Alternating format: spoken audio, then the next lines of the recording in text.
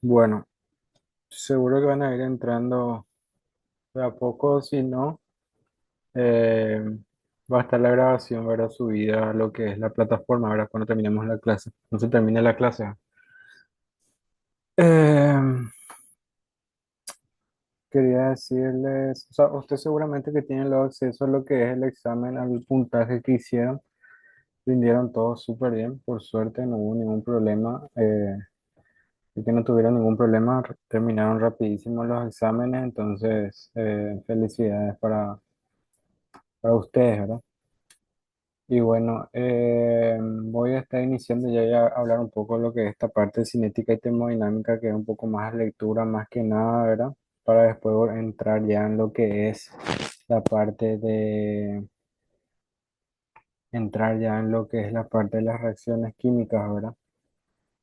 Eh, Hay dos cosas importantes o dos cosas que uno tiene que tener en cuenta o tiene en cuenta, o son dos cosas que están en estudio constante, ¿verdad?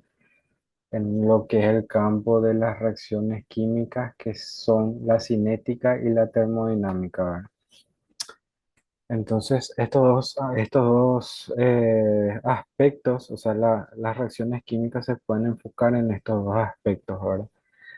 Cuando hablamos de cambios cuantitativos que ocurren durante la reacción hasta alcanzar el estado final, sin importar si la reacción ocurre lenta o rápidamente, en este caso las magnitudes importantes son la composición final de lo que es el sistema y los parámetros termodinámicos de la reacción.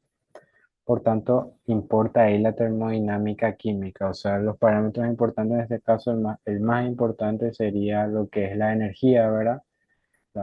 El intercambio de energía entre el sistema, ¿verdad? Donde se produce la reacción con el entorno, y también la entalpía, que sería el desorden, el grado de desorden o caos que hay dentro de este sistema, ¿verdad? Y luego el segundo enfoque que interesa es la rapidez con la que los reactivos se transforman en productos, teniendo en cuenta ahora el tiempo como variable independiente, ¿verdad? O sea, tiene más en cuenta el tiempo.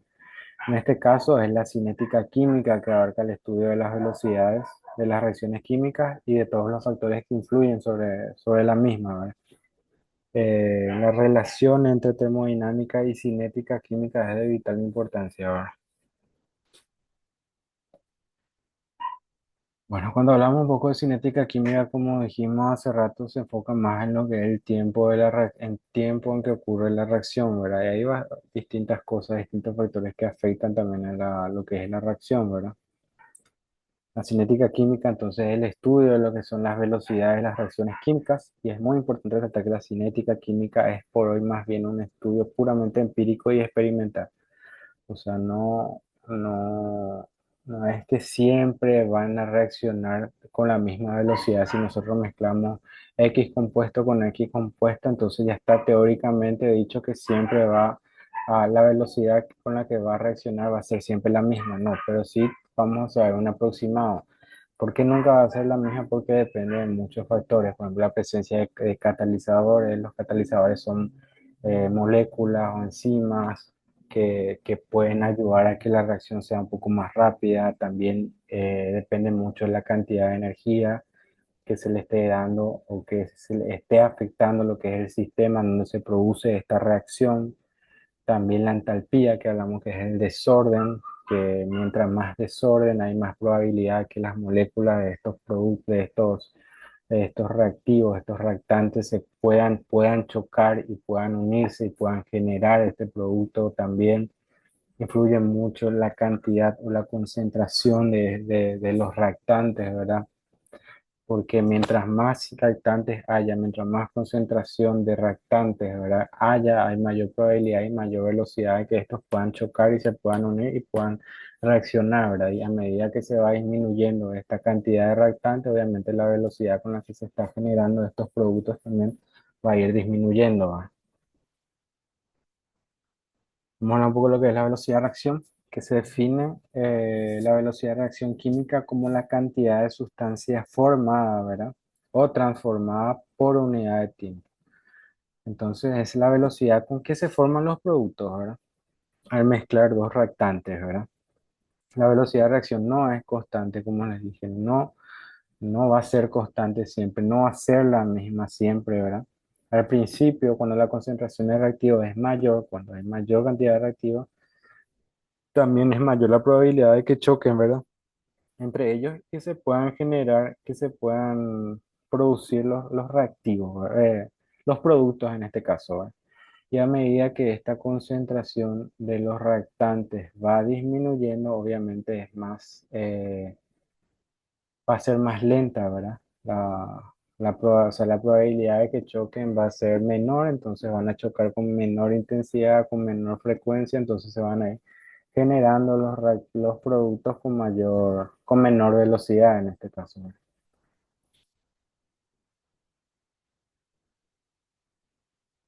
Los factores que influyen ahora lo que es la rapidez de la reacción es la temperatura, los estados físicos de los reactivos, la presencia de un catalizador y la concentración de los reactivos. Como hablamos ya recién, a mayor concentración de reactivos es mayor la probabilidad que choquen estos reactivos y se generen productos. La presencia de un catalizador también le hablé, que son moléculas que pueden ayudar a que se aceleren todo este tipo de reacciones, ¿verdad? Que sean un poco más rápidas, o sean mucho más rápidas, ¿verdad? Luego está el estado físico de los reactivos, porque sabemos que obviamente una reacción va a ser mucho más lenta si hay un reactivo que está en estado sólido, por ejemplo, porque la velocidad de las moléculas en un compuesto, una sustancia sólida es muy lenta, ¿verdad? A diferencia de lo que es una sustancia acuosa o un gas, ¿verdad? Que es mucho más, eh, es mucho más rápida la velocidad de de estas moléculas, ¿verdad? Y luego está la temperatura, que sabemos que el aumento de la temperatura siempre va a generar o va a condicionar lo que es un aumento del desorden o de la entropía, ¿verdad? Del sistema, ¿verdad? Entonces esto, al aumentar lo que es el desorden de este sistema, lo que va a hacer es que los reactivos puedan chocar más, o sea mayor la velocidad y puedan chocar más, ¿verdad? Entre ellos y puedan generar más rápido así los productos, ¿verdad? A diferencia de que si la temperatura es baja, el movimiento de las moléculas se hace mucho más lento, entonces es mucho más difícil que puedan chocar entre sí y puedan generar eh, los productos, ¿verdad? Entonces, a mayor temperatura, mayor velocidad. Menor temperatura es menor velocidad, sería la relación. Luego vamos a hablar un poco de lo que es la termodinámica, que se llama termodinámica, o sea, viene del griego termos, que es calor, y dínamos, que es poder o fuerza, a la rama de lo que es la física, que estudia las acciones mecánicas del calor y otras formas semejantes de energía, ¿verdad?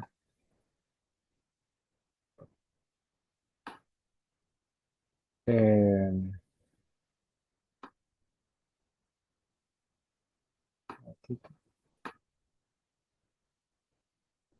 ¿Qué estudia la termodinámica? Como hablamos hace rato, eso estudia ahora los objetos como sistemas macroscópicos reales mediante métodos científicos y razonamiento deductivos, prestando atención a variables extensivas como la entropía, la energía interna o el volumen, así como variables no extensivas como la temperatura y la presión, ¿verdad? O el poder químico, entre otros tipos de magnitudes. Como hablamos hace rato, más bien el enfoque principal de lo que es la termodinámica no es la velocidad, sino que la energía, ¿verdad? Que se le pueda aplicar o pueda estar dentro de lo que es un sistema y en ese sistema no se produce lo que es la reacción química, ¿verdad? Entonces por eso hablamos de entropía, hablamos de la energía interna o del volumen de los reactivos, ¿verdad? Y también como la temperatura y la presión también. Cuando mayor es la presión, obviamente mayor va a ser la probabilidad de que hayan estos choques. Pero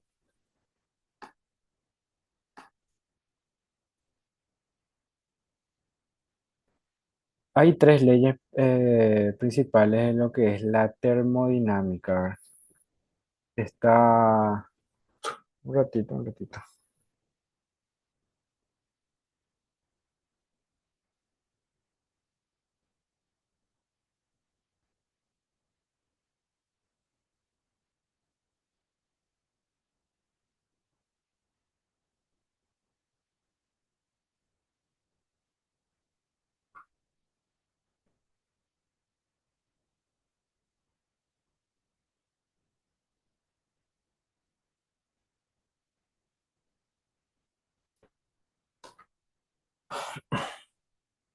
Bueno, las leyes de la termodinámica, hay tres leyes principales, ¿verdad? El primer principio, por ejemplo, es la ley de la conservación de la energía esta ley lo que establece es que la cantidad total de energía en cualquier sistema físico aislado, ¿verdad? En un sistema aislado en donde se controlan todos los parámetros, ¿verdad? Ya sea presión, temperatura, ¿verdad? Será siempre la misma, ¿verdad? Aunque pueda transformarse de una forma de energía a muchas otras diferentes, en menos palabras, la energía no puede crearse ni destruirse, solamente se transforma, ¿verdad? O sea que si yo tengo un sistema y ese sistema está aislado, no puede haber una fuente de energía, ya sea mediante calor, electricidad, luz, nada de eso, ningún tipo de energía va a poder entrar y va a poder alterar o va a poder modificar esta energía que se está generando dentro de lo que es el sistema. Y esa energía que hay cuando están en la fase de los reactivos, o sea, cuando no se están produciendo todavía los productos, una vez que se crean los productos, esa misma energía tiene que estar ahí, ¿verdad? O sea, no puede desaparecer en un sistema aislado, ¿verdad? No puede haber filtración de energía. Siempre va a permanecer constante. Es muy parecido a lo que es la ley de la conservación de masas, ¿verdad? Que después en la siguiente diapositiva vamos a estar hablando, que dice que la materia no se crea ni se destruye, solamente se transforma, entonces siempre se mantiene constante. Entonces, si yo, por ejemplo, en una reacción yo tenía dos de sodio, dos moléculas de sodio, dos átomos de sodio, yo cuando tengo mi producto final, tienen que estar esas dos moléculas o dos átomos de sodio, o sea, no puede no estar, no puede desaparecer, ¿verdad? Porque se puede transformar, pero no puede destruirse, o sea, tiene que estar ahí, tiene que estar de alguna que otra forma, ¿verdad? En algún estado debe estar, ¿verdad?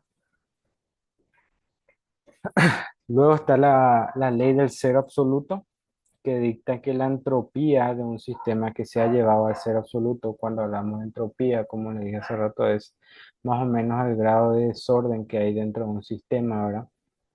Dentro de un sistema donde se encuentran, ¿verdad? Átomos, moléculas o sustancias, ¿verdad? Donde van a reaccionar.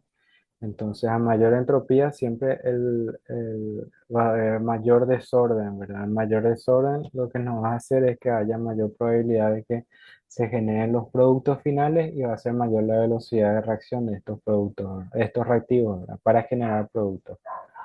Entonces, dicta que la entropía de un sistema que sea llevado al cero absoluto será siempre una constante definida. O sea, eso sí, cuando llega al cero absoluto, que es el menos 273 grados Celsius o el cero Kelvin, los procesos de los sistemas físicos se detienen y la entropía posee un valor mínimo constante. Ahí sí, cuando llegamos al cero absoluto, que es menos 273 grados Celsius o cero Kelvin en este caso, ahí sí la entropía se mantiene constante, los sistemas se detienen en absoluto, o sea, no puede haber ningún tipo de reacción, porque justamente no hay movimiento de ningún tipo de partícula, de ningún tipo de molécula, de nada. Entonces, como no hay movimiento, como no hay la entropía, prácticamente ya no hay desorden, hay un orden completo, entonces no puede haber ningún tipo de reacción, ¿no?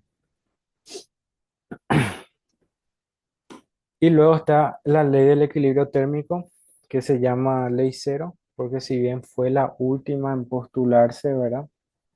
Los preceptos básicos y fundamentales que establecen tienen prioridad sobre las otras leyes. Y entonces esto lo que dicta es que si dos sistemas están en equilibrio térmico de forma independiente con un tercer sistema, deben estar también en equilibrio térmico entre sí, entre ellos mismos.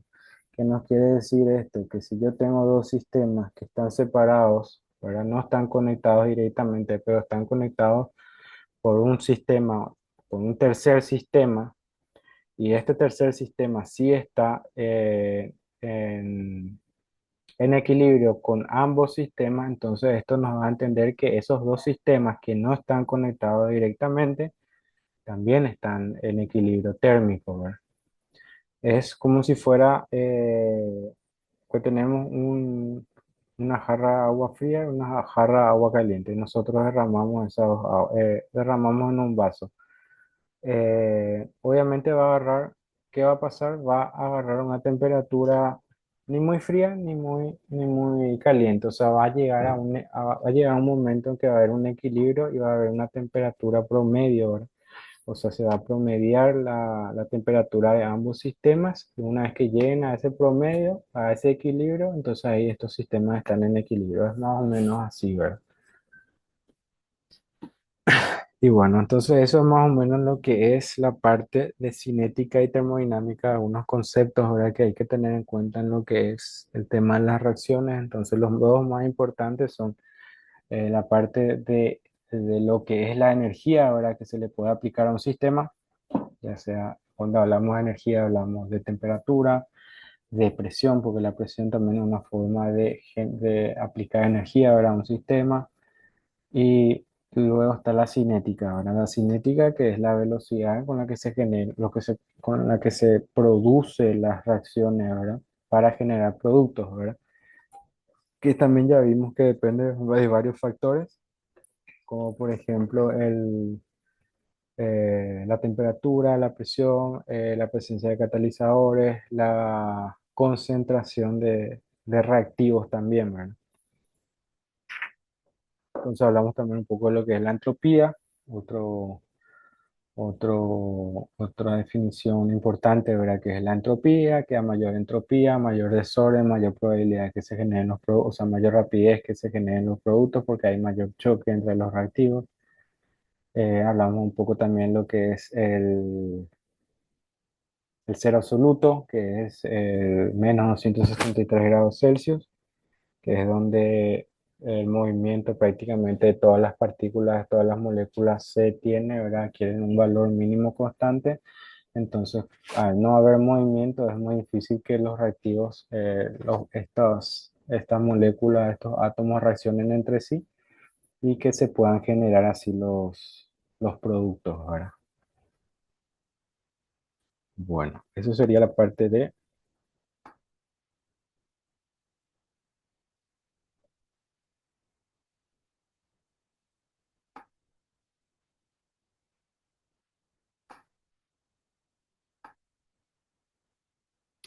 Ahora vamos a ir un poco a lo que es la parte de las reacciones químicas en sí.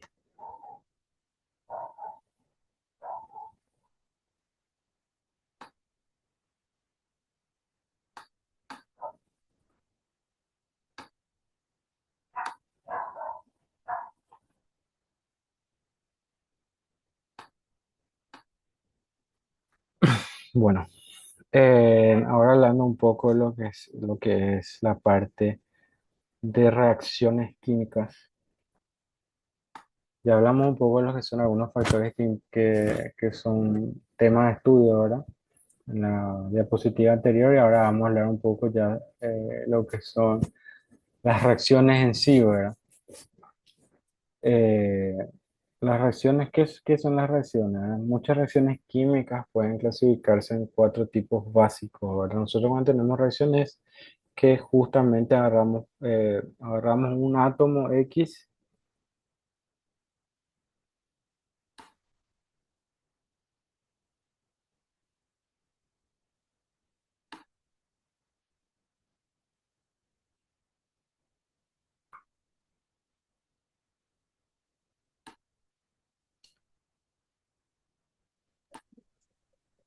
Bueno, hola.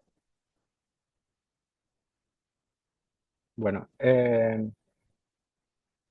ahora hablando un poco de lo que son las reacciones químicas, ¿no? Nosotros cuando mencionamos un poco de lo que es o lo que son las reacciones químicas, pensamos siempre que es mezclar dos productos o dos reactivos, ¿verdad? Para generar un producto, pero hay veces que también las reacciones químicas son reacciones inversas, ¿verdad? O sea, de un producto de una sustancia se pueden generar varios elementos, ¿verdad? Hay cuatro tipos de reacciones químicas, ¿verdad? Que son los básicos, ¿verdad? Que son las reacciones químicas de combinación, que también se le llaman reacciones químicas de síntesis, está las reacciones químicas de descomposición, que es como la que le dije recién, ¿verdad? Que a partir de un producto, un elemento, se generan varias moléculas o varios elementos. Luego están las reacciones de reemplazo simple, en donde tenemos dos compuestos y uno de estos compuestos reemplaza un elemento de la otra sustancia. Y de reemplazo doble es cuando son dos sustancias y en esas dos sustancias hay reemplazo de dos elementos. ¿Verdad? Ahí está.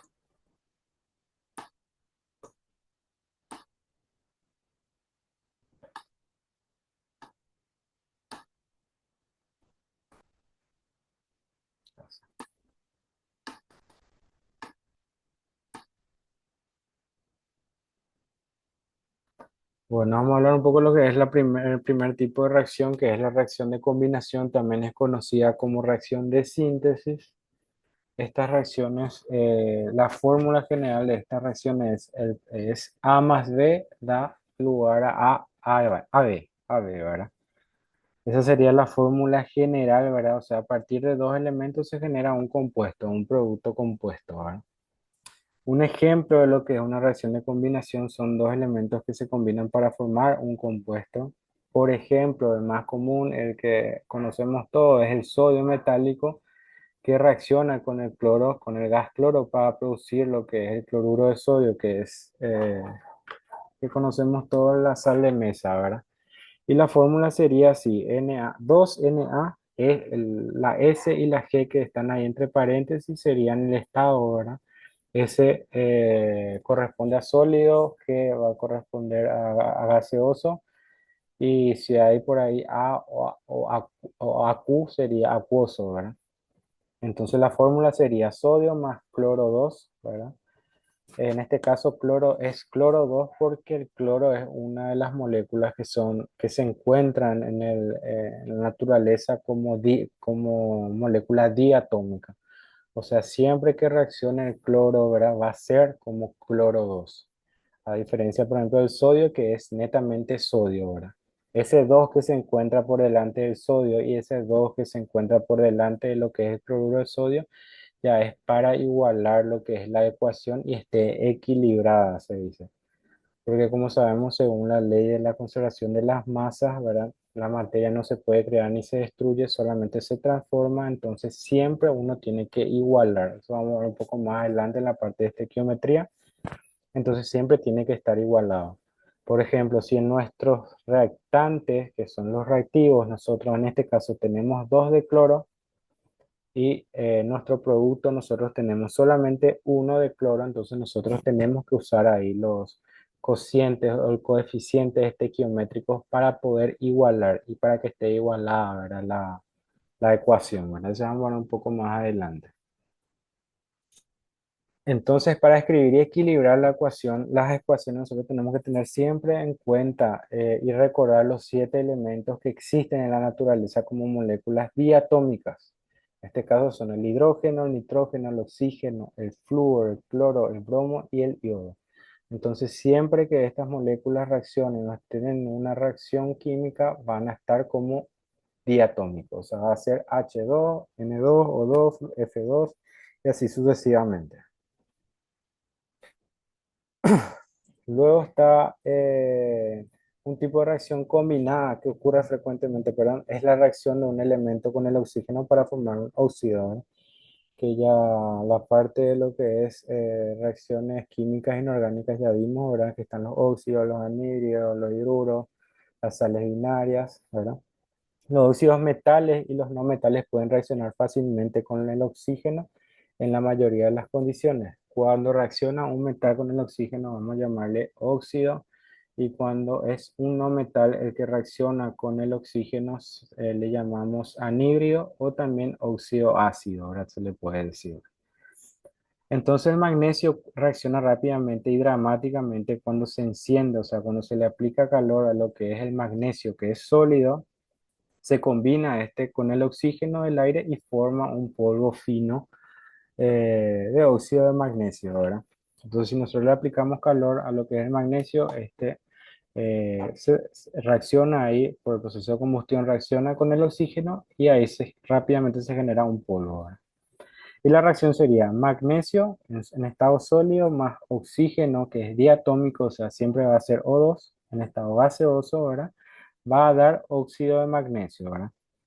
Y ahí se produce otra, uno tiene que empezar a ver para igualar, ¿verdad? Todo lo que es, para que haya, como hay dos oxígenos en los reactivos, tiene que haber también dos oxígenos en, en el producto, entonces ahí tenemos que empezar a hacer por un método, que el método que más se utiliza es el método de tanteo libre, ¿verdad? Que es el tanteo, ¿verdad? Para ir igualando, ¿verdad? Entonces tenemos que ir igualando todo el oxígeno, en este caso el oxígeno y el magnesio. Hay reacciones sí que uno tiene que igualar más cosas, ¿verdad? Hay más elementos, entonces tiene que seguir tipo un orden para poder ir igualando de a poco, ¿verdad? Luego están las reacciones de descomposición, que prácticamente es una reacción inversa a lo que es la reacción de síntesis, ¿verdad? Es literalmente inverso, ¿verdad? Porque la reacción sería AB da lugar a A más B, ¿verdad?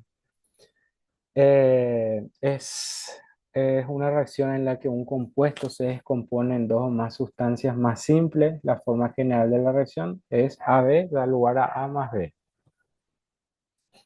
Las reacciones de descomposiciones, ¿verdad? Requieren de la entrada de una energía en forma ya sea de calor, luz o electricidad, ¿verdad? Para poder descomponer este producto y poder generar, ¿verdad? Estos dos elementos finales, ¿verdad? Los compuestos binarios son compuestos por solo dos elementos. El tipo más simple de reacción de descomposición es cuando un compuesto binario se descompone en sus elementos. Por ejemplo, el óxido de mercurio, como está ahí en la fórmula, el óxido de mercurio 2 es un sólido rojo y se descompone cuando se calienta para producir mercurio y oxígeno gaseoso, ¿verdad? Entonces tenemos óxido de mercurio, que es sólido, se calienta, ¿verdad? Y se genera el mercurio, el mercurio 2 y el oxígeno. Y ahí de vuelta hay que ir igualando, ¿verdad? Tenemos dos de oxígeno, el óxido de mercurio tenía uno solo, entonces hay que colocar el 2 como cociente estequiométrico.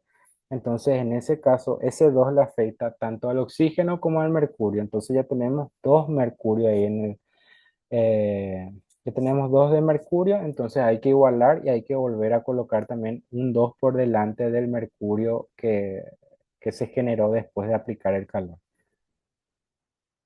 Es un poco emborroso así también esta parte, así leyéndoles y tratando de explicarles siempre hace mucho más fácil si estamos frente a un pizarrón. Y espero que la próxima clase sí ya tengamos en aula, entonces poder ver un poco toda esta parte, ¿verdad? La parte de los ejercicios y ver un poco lo que no entienden, ¿verdad? Porque realmente es un poco tedioso estudiar así y entender así, ¿verdad? Sin tener un pizarrón, ¿verdad? A disposición.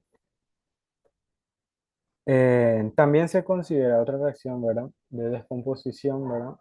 Se considera que una reacción de descomposición incluso cuando uno o más productos siguen siendo un compuesto, o sea, no necesariamente se tienen que generar elementos. También a partir de un compuesto se pueden generar dos compuestos, como en este caso del carbonato de calcio, que genera óxido de calcio y dióxido de carbono. En este caso, no hay ningún cociente estequiométrico, o sea, no hay ningún número por delante de ninguno de estos compuestos. ¿Por qué? Porque está totalmente equilibrado. Si nosotros nos fijamos en nuestro producto inicial, tenemos 3 de oxígeno y en el producto final tenemos, en el óxido de calcio tenemos un oxígeno y en el dióxido de, de carbono tenemos 2. Entonces nos dan total 3. El carbono tenemos uno en el carbonato de calcio y en el producto, en el dióxido de carbono tenemos uno. Y calcio tenemos uno en lo que es el carbonato y en el óxido de calcio tenemos uno. O sea, no hace falta arreglar nada o igualar nada, ¿verdad? Eh, Voy a parar un poquitito acá porque va a terminar la hora va a terminar la hora de esta reunión. Y voy a mandar